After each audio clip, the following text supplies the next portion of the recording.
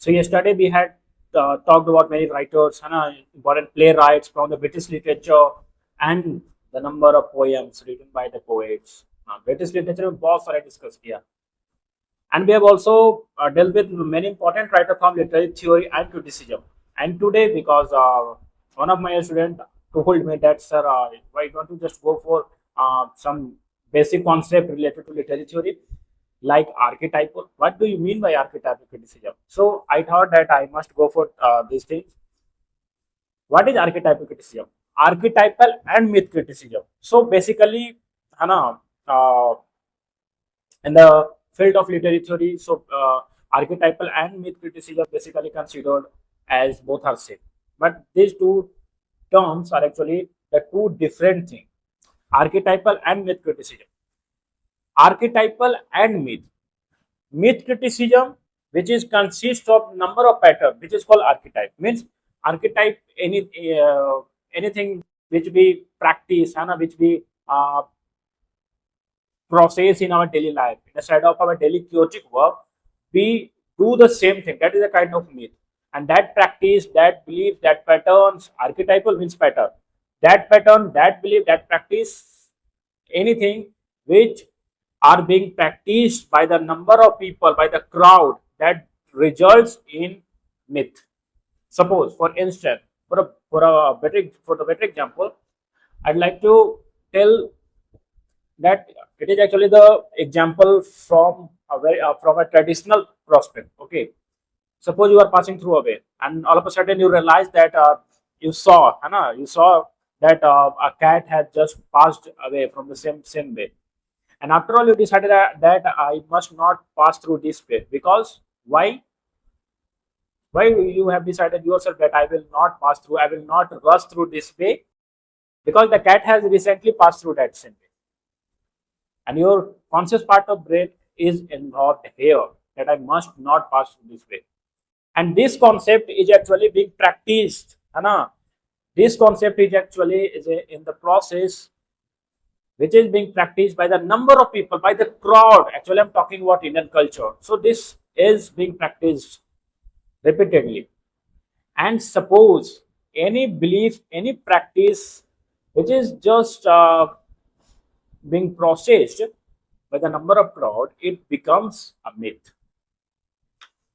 You started owning the concept of cat, that if a cat has crossed through this way, I will not pass through the same way. And the second person also started also consuming the same kind of concept, and the third person also started consuming the same kind of concept, the concept of cat, that cat has passed away and I will not rush through this way. So that's the same thing. And when this whole process is being processed, is being exercised by the people throughout the country repeatedly, that means what? That if any patterns or beliefs or some behavior which is being practiced again and again by the number of crowd, by the people, which results in myth, that is called myth criticism. So myth criticism and archetypal criticism, both are actually two different things. And the writers like Carl Jung, it is also pronounced as Carl Jung. Second, J.S. Fraser. J.S. Fraser has written Golden Bow, and as you are, you must be familiar with this painter. Turner का जो ये painting है, इसमें क्या है? There is a tree in the sky, and you will see that the sky is neither day nor night, and the tree is continuously growing. From that particular painting, he found his concept, he found his own heading, that is called Golden Bow. Okay, and after all, he termed his book called Golden Bow, publication 1890.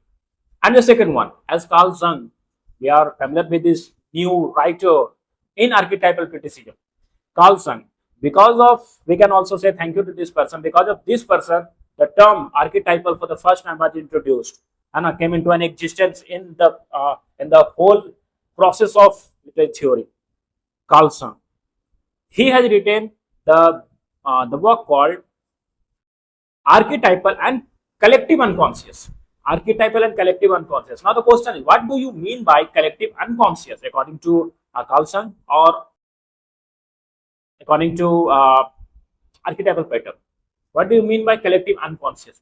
Collective unconscious. So, as we are also uh, familiar with this writer, Sigmund Freud, because psychoanalytical theory and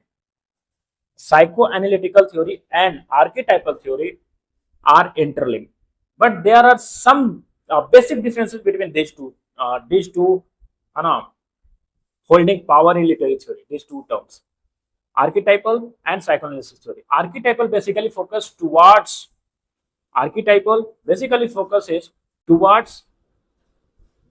any pattern, any behavior universally.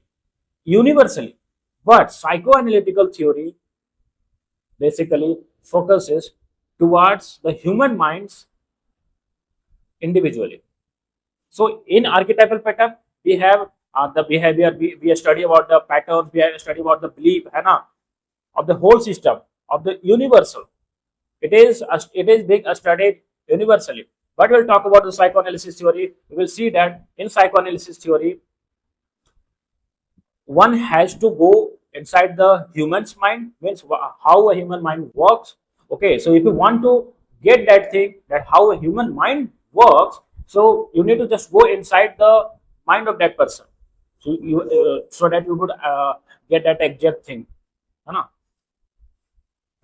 Psychoanalysis theory is talking about the human minds individually, but archetypal criticism, archetypal analysis point, you will see that they are actually focusing towards the human mind universally. So these are the basic difference between psychoanalysis and archetypal criticism. Now the important point is, what is collective unconscious? Collective unconscious, as we are familiar with this writer Sigmund Freud. Sigmund Freud has introduced and talked about the human brain in three parts, basically conscious, subconscious, and unconscious part of brain, and preconscious parts of brain were also studied by him, the same writer. And the most important thing is, we are familiar with the unconscious part of brain is actually known as the storage brain, where whatever we see in our daily life and in the shadow of our daily chaotic work, whatever we see with our naked eyes, all that thing, or whatever we listen, all that thing, imaginary thing, and anything related to your world. So all those things got shifted actually in the mind of your brain, some part of your brain, that is the corner, and some corner of your brain. That corner is termed as unconscious part of your brain. This is the most important thing. And now, as we have to know what is collective unconscious. So in unconscious part of brain, there are collectively some thoughts there and are remaining there. Some thoughts are present there.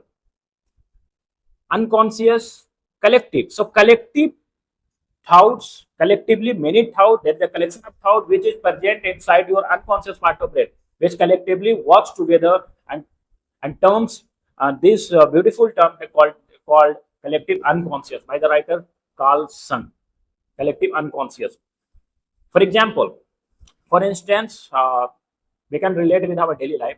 Suppose in the upper class society, there are many people, aristocrat people. They always prefer to go for movie, some Hollywood movie, because they understand the language, their accent, because they have performed well under the shadow of that aristocrat family. They would understand that. Number two, if they are knowing that thing, in spite of that, they start discriminating, and on the basis of class, on the basis of color, on the basis of blood, many other things, because they do not get that thing in a very active period of time. They know each and everything, that our blood is actually same. Each and every person's blood is actually same. Each and every person's lungs, kidney, or whatever they have inside in his body part are actually the same. They know that. The aristocrat family know that. Okay, but in the real life, they had to show to the people that I am aristocrat family, unconscious. I am aristocrat family. And how would you term this collective unconscious? So because you are conscious with the term, you are conscious with the term that I am aristocrat, I am the son and the daughter of this family, and I'm having some higher authority. I'm rich. I wear the cloth.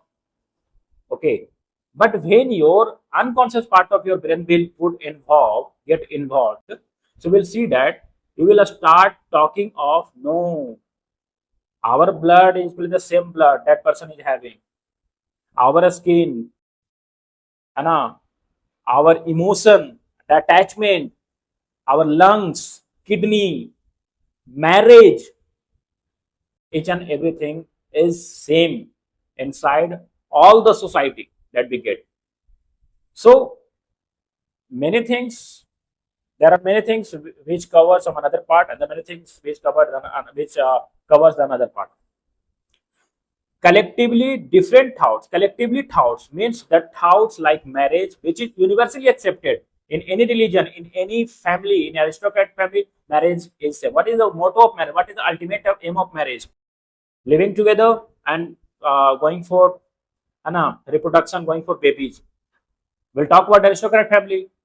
The marriage of aristocrat family, they are uh, they are going for marriage because they want to live together, and they want babies or anything. And just like the aristocrat family, we will see the lower class people also go for marriage. Why? Because they also want to live together. They also want to produce babies. So the aristocrat family's mindset regarding the marriage is actually the same as comparison to the lower class people mindset, from the prospects of marriage. So both the things are same. Both the things are same. So collectively, all these things, all the patterns, all the beliefs, rituals, collectively, which is just present within your unconscious part of it, and which works collectively, that is known as collective unconscious in the words of Carl Jung. So these were the things I wanted to discuss with you guys, and I think so that we are done with the important key concept, important terms, and books in archetypal criticism. And there are many writers like Northrop Fryer, who has also introduced a term like strangle articulation, and another term, the garrison mentality, Northrop Fryer. 1965, dealing with Canadian literature. Margaret Atwood was also there, and by having the example, for an instant, by having the example of Margaret Atwood, some of the important works of Margaret Atwood, he uh, he coined this term, strangle articulation, along with the term garrison mentality. Northrop Fryer, we have Carl Jung, we have the writers like Jess Fraser, known for writing his most important work called Golden Bow, which was published in the year 1890, and Archetypal and Collective Unconscious, which was published in 1959 by Carl Jung. So there are many writers to deal with in archetypal criticism. And a Golden Bow was recently asked in UG Senate examination when I was preparing for my own examination. So that's the most important thing I wanted to discuss with you guys. And I think so that we are done with our lecture.